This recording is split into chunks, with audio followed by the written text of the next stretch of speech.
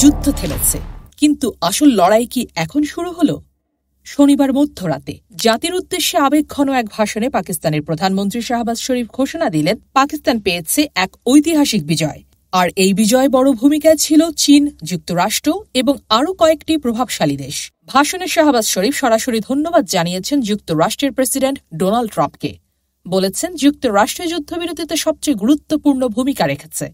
এছাড়াও চীন, সৌদি আরব, তুরস্ক, কাতার ও যুক্তরাজ্যের নাম উঠে এসেছে তার কৃতজ্ঞতার তালিকায়।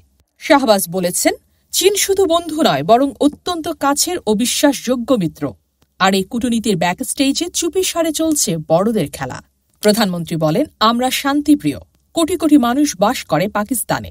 এই যুদ্ধবিরতি সবাইকে উপকার দেবে, এটাই আমাদের সিদ্ধান্তের পেছনের মূল কারণ। কিন্তু এই শান্তির ঘোষণা দিয়েই থেমে যাননি শাহবাজ শরীফ।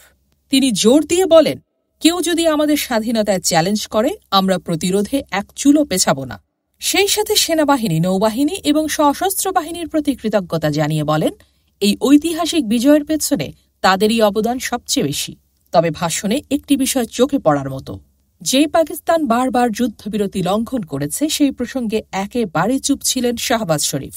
একবারও মুখে আনলেন না ভারতের অভিযোগের ব্যাপারে। তার বদলে বললেন, যুদ্ধবিরতি হয়েছে সবার মঙ্গলের জন্য, আর কাশ্মীর ও পানি বন্টনের মতো স্পর্শকাতর ইস্যু আলোচনার মাধ্যমে সমাধান সম্ভব, এমন বিশ্বাসও রাখলেন তিনি।